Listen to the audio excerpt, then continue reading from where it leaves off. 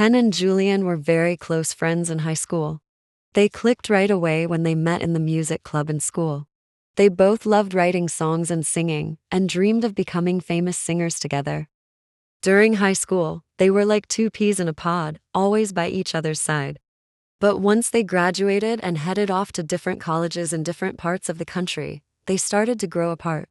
As time passed, their communication dwindled, and they eventually lost touch with each other, no longer keeping up like they used to. After a few years, both Ken and Julian realized their dreams of becoming successful singers and songwriters. Ken consistently topped the music charts, earning numerous awards. Julian was also successful, consistently ranking in the top 5 and received awards as well. Despite frequently crossing paths at events, they hardly spoke to each other. Their interactions were awkward, not knowing what to talk about. Julian dropped a new track that quickly skyrocketed to the top spot. Ken got confused when he heard the song. He compared it to the song he was recently working on and realized it was the same. Ken attempted to arrange a meeting with Julian, but Julian's manager rejected the request. Aware of Julian's address, Ken decided to personally go there to see him. Upon arrival, Julian's manager initially denied him entry, but when Julian saw Ken, he immediately asked him to come in. Julian was surprised by Ken's visit at his house, as their once close friendship seemed to have faded. He asked Ken the reason for his visit, to which Ken responded, "Don't you have anything to say to me?" Julian replied, "We don't really have much to talk about." Ken persisted, "Are you sure? Because I believe there's something you have to say to me." Julian asked, "Something like what?" And Ken said, "Something like the reason why you took my song and released it as yours." Julian glanced at his manager, who avoided eye contact, appearing suspicious. Julian pulled his manager aside and questioned, "Didn't you tell me the song was from an anonymous songwriter? Why is he insisting it's his?" His manager stayed silent, prompting Julian to warn, "If you don't answer me now, I'll fire you and never talk to you again." The manager finally spoke up, apologizing, "I'm sorry. I didn't mean to steal it. I found the song on my girlfriend's phone and thought it was perfect for you, so I did what I did." Julian inquired how his girlfriend got the song, and his manager admitted, "I'm not sure, but I know she works closely with Ken." Julian sighed, "Of all people, it had to be Ken. How am I supposed to face him now?" His manager responded, "I'll go and tell him it's all my fault, and you knew nothing about it." Julian stopped him, insisting, "No, I'll deal with it myself." He approached Ken and apologized, expressing his intention to remove the song and publicly apologize to him. His manager hurriedly intervened, saying he can't do that, then turned to Ken and confessed everything, emphasizing that Julian knew nothing about it. He then told Ken that Julian had been struggling to write songs for a while now, so he got desperate and did what he did. Ken was surprised to hear that Julian was struggling to write, and Julian was embarrassed because Ken was the last person he wanted to know about his struggles. Ken reassured Julian that he had no intention of forcing him to take down the song, and that he just wanted the truth, so Julian could keep the song as his own. Julian asked, "Is it because you pity me, because I can't write anymore?" Ken replied, "No, I know you're a talented songwriter, and whatever you're facing is just temporary. It's a common challenge that many writers face." Julian responded, "I don't think you've ever experienced it." Ken asked, "How do you know?" And Julian replied, "I just do. How could someone like Lyric Potato ever have writer's block?" Ken chuckled and said, "I thought you'd forgotten about that name." Julian replied, "I never forget anything about you." After a brief pause, Ken remarked, "It's been a while since we've had such a lengthy conversation." Julian then suggested, "Would you like to have a drink with me and catch up?" Ken agreed, saying, "I would love to." Julian sent his manager home and fetched a bottle of wine, sitting with Ken. They exchanged updates on their lives since high school and reminisced about their time together back then. Before long, they both blacked out from drinking. The next morning, they both awoke to find themselves hugging each other, lying on the chilly floor with their faces just inches apart. Hastily, they entangled themselves and got to their feet, wondering when they fell asleep. Ken made a move to leave, but Julian stopped him. He gestured towards the back door, saying, "You should leave through there if you want to get home peacefully." Ken then swiftly made his way to the back door. At night, before Julian went to bed, he logged into his old high school Instagram account and scrolled through Ken's page. As he went through Ken's photos, smiling, he accidentally tapped the follow button. Panic surged through him, but he quickly reassured himself that Ken wouldn't notice, or if he did, wouldn't recognize it was him. However, shortly after, Julian received a direct message. It was Ken who messaged asking, "Why did you follow and then unfollow me? Are you afraid of getting caught stalking, Jules?" Jules is what Ken used to call Julian back in high school. Julian didn't expect Ken to remember his old account. Recovering from his embarrassment, he asked, "How did you know it was me?" Ken replied, "You're not the only one who remembers everything." Ken then logged into his own old account, and they spent the entire night chatting, laughing over old messages, and teasing each other about things they had said and done in the past. Julian had feelings for Ken back in high school, but never found the right moment to confess. He never rushed about it because he believed there would always be time. However, life happened, and they drifted apart. He thought he had moved on from his feelings, but upon seeing each other again after years, all those feelings flooded back. He thought he had finally gotten another chance, but they had both changed over the years, not the same as they used to be, and couldn't interact like they used to. They couldn't go back to the way they were anymore. Julian's chance was gone before he could even get it, but now it seems there might be hope. Julian asked Ken to meet at a place they used to frequent in high school. As if he had been waiting for this moment his entire life, Ken agreed, replying within a second. They met at the music store, a spot where they often spent time after school, dreaming of guitars they couldn't afford. To their delight, the store was still there and looked unchanged. As they roamed inside, memories flooding back, Ken suddenly remembered the wish box they had buried behind the store. Ken suggested they go dig it out, and Julian initially agreed. However, as they started to head towards the spot, Julian suddenly remembered the wish he had made. "Wait," he said abruptly, "I don't think we should dig it out yet." "Ugh, the wish I made hasn't come true yet." Ken asked, "What did you wish for? Maybe I can help make it come true," and Julian replied, "I'm not telling you." As they were both heading home, Ken suddenly said, "I just realized how much I miss our old times together. Can we try to go back to how close we used to be?" In his mind, Julian said, "I want us to be more than that," but aloud, he responded to Ken, "Yes, I don't even know why we ignored each other when we met again." Ken then said, "I missed you, Jules," and Julian, despite knowing that Ken said that as a friend, still felt butterflies fluttering in his chest. Trying to divert the conversation, Julian suggested, "We should leave before anyone spots us," attempting to leave. However, Ken stopped him, pulling him into a hug from behind, insisting, "I knew you'd never say it, but I know you miss me too." Julian freed himself and left. Julian announced that he was going to take a break from work. Julian had contemplated this break for a while, recognizing that he had been consumed by work and neglected himself. He hoped to use this time to focus on personal growth and rediscover his inspiration for writing. Now he had added another goal to achieve during his break: to pursue Ken. Ken wasn't worried about Julian's decision to take a break, knowing that Julian would return soon and wouldn't abandon a dream he had worked so hard to achieve. Even still, he seized the opportunity to visit Julian under the guise of showing concern.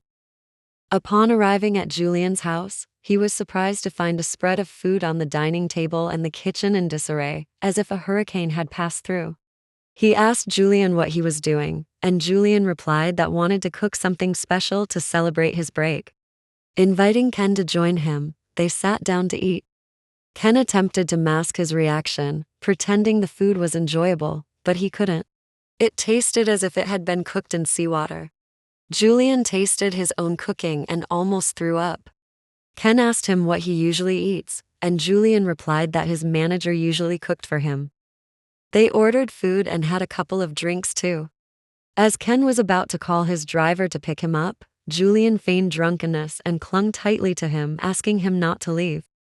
Ken gave in, and the next morning, they woke up to find themselves once again on the floor, locked in a tight hug, with their noses touching. In the days that followed, Julian frequently asked to meet up with Ken, and Ken never declined a single invitation. Whenever Julian texted, Ken responded almost instantly. One day, Julian asked, "Aren't you ever busy?" Ken's reply was, "I'm always busy, but that doesn't stop me from making time for you." Julian's hopes soared, thinking that maybe Ken also had feelings for him. As they spent more time together, they grew even closer than before. As time passed, Ken's responses to Julian's texts became increasingly sparse. Julian couldn't even meet with him anymore. A few days later, Julian came across trending news featuring pictures of Ken with a well-known actress, showing them being very close and looking like a couple. Fans were already speculating and shipping them, expressing their excitement and support for the potential couple. Using anonymous accounts, he replied to the comments, expressing his disapproval and saying that they didn't look good together at all. Just then, Ken appeared at Julian's house. He knew Julian's door passcode and always entered like he lived there. Catching Julian reading the trending news about him, Ken immediately began to explain. He clarified that the pictures were simply part of the promotion for their upcoming movie. Ken said that he wanted to try acting, and the actress in the pictures was just his co-star. He explained that his schedule had been consumed by preparations for his new movie, emphasizing his desire to give his best performance as it was his debut in acting. That was why he barely had time for Julian. He didn't even have time for himself. After Ken finished explaining, Julian responded, "I didn't ask for your explanation." Ken replied, "You did. You asked with your eyes." Julian then questioned, "If you're so busy, why are you here?" Ken replied, "I am busy, and I'll be even busier from tomorrow. I wanted to see your face for encouragement and to imprint your face in my mind, so I can see you every time I miss you." Julian felt weak at the knees hearing those words, but tried to maintain composure. Moving his face closer to Ken's, he said, "You can print as many copies as you want." Ken smirked and leaned in closer, saying, "Okay." Julian's composure faltered, and he attempted to push Ken away, but Ken held onto his hand and drew him back into a hug, saying, "Don't miss me too much," before leaving. Julian didn't know what to think of Ken's actions. It seemed Ken also had feelings for him, but then, Ken had been this flirtatious even when they were in school. Ken called Julian every little free time he got. When Ken's movie premiered, Julian was probably one of the first to watch it. He was proud of Ken as he witnessed Ken's impressive performance, especially considering it was his first time acting. When it came to a kiss scene, Julian couldn't shake off the twinge of jealousy, despite knowing it was all part of the acting. He kept throwing popcorn at the TV, as if hoping to stop the on-screen kiss. He muttered to himself, "He looks too happy for someone just acting. Why is he so good at kissing? He must have kissed a lot. He looks like a pro." Just after finishing the movie, Julian received a call from Ken, who suggested watching the film together. Ken mentioned he was already on his way to Julian's place and asked if he wanted any snacks, knowing about his movie-watching habits. Despite having already watched the movie, Julian didn't admit it to Ken. As they watched the film together, Julian didn't focus, but instead kept stealing glances at Ken, who appeared serious and deeply engrossed. Julian asked why Ken seemed so focused when he already knew the plot. Ken explained that he wanted to analyze his own acting performance and identify areas for improvement. As the kissing scene played out, Ken remained focused and serious. Julian wondered inwardly, does he want to improve his kissing too? Julian asked Ken if it was his first kiss. Ken replied that it wasn't, and Julian hastily inquired, "Who else have you kissed?"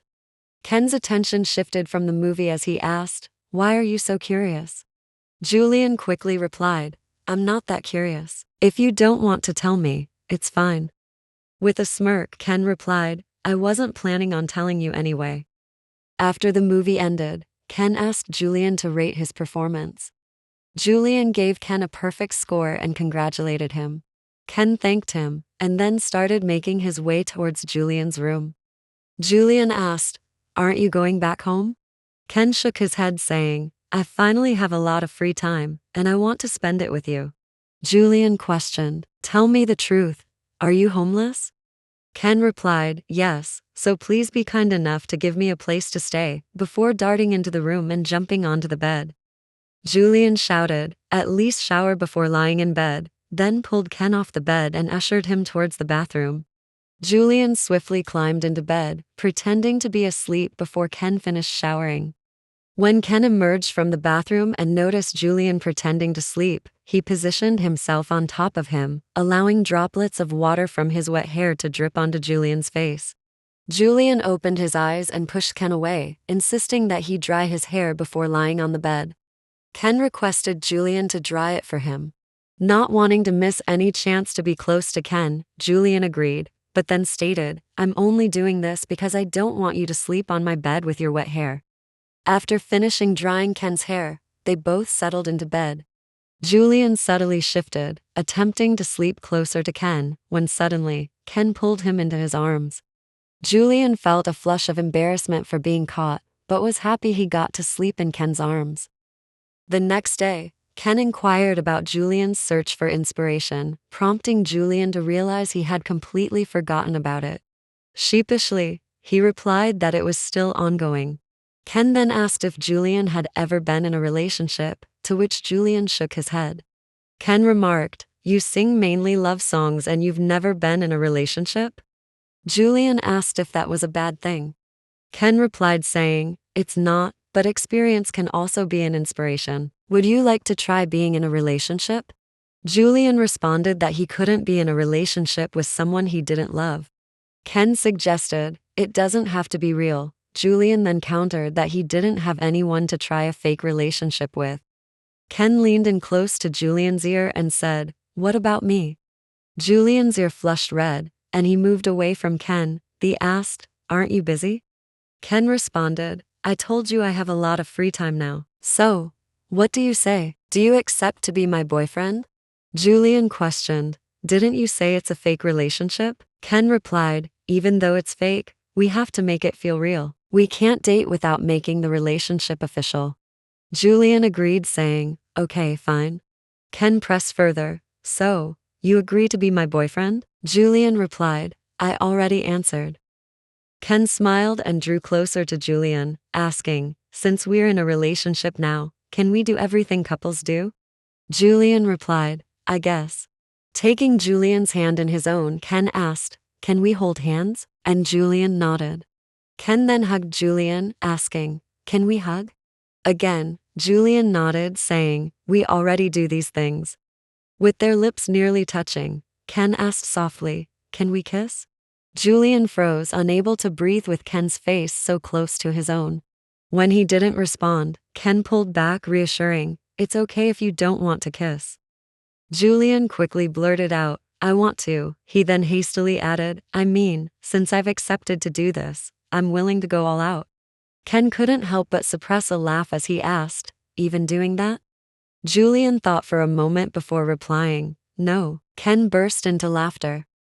At night, as they lay in bed, Ken called out softly to Julian, who was facing the other way, Jules, can you turn?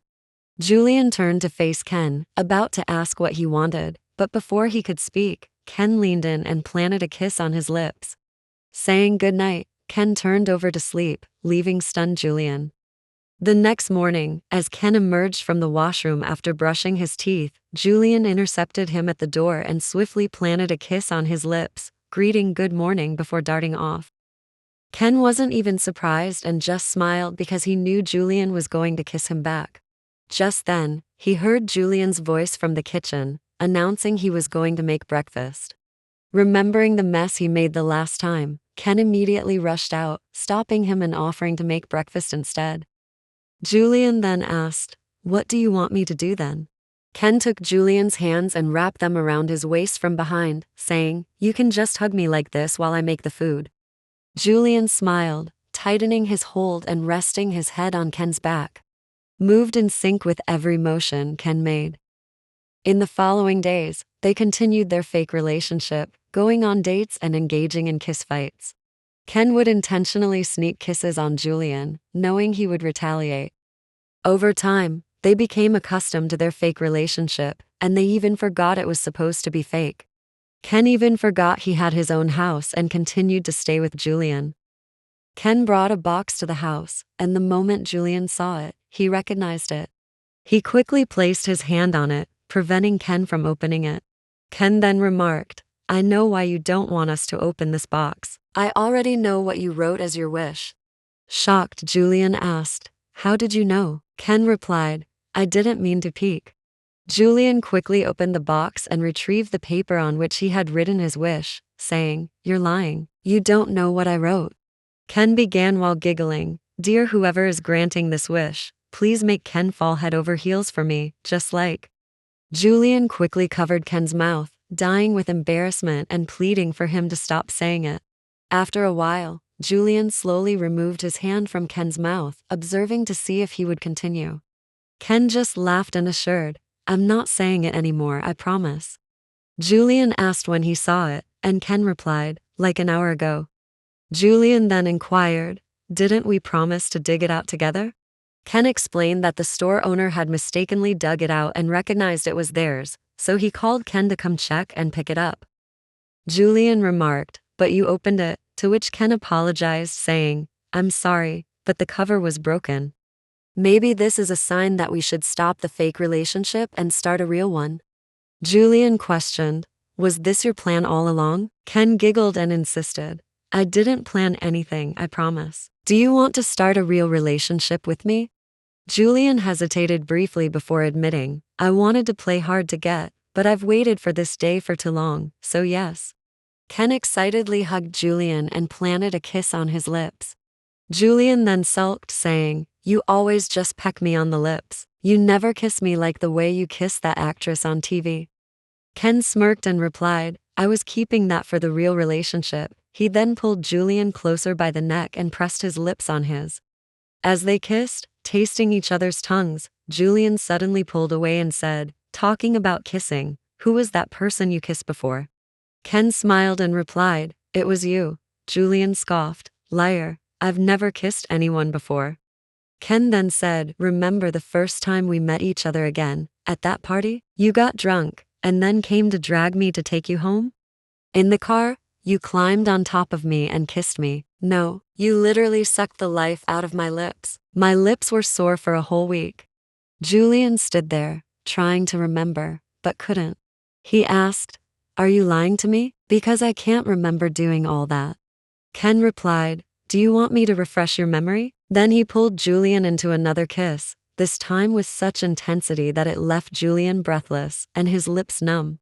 In the box, they discovered the song they had composed together back in school, along with old photographs and an SD card containing videos of their shared moments from their school days.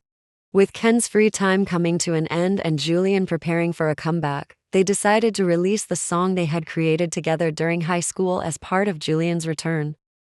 They both publicly announced their relationship, disregarding any potential criticism. Fortunately, they received overwhelming support and love from fans and others. Ken returned to his own house, and both he and Julian resumed their busy schedules. However, they made a conscious effort to spend quality time together despite their busy schedules. They prioritized self-care and took breaks whenever they felt necessary, aiming to focus more on themselves rather than solely on work.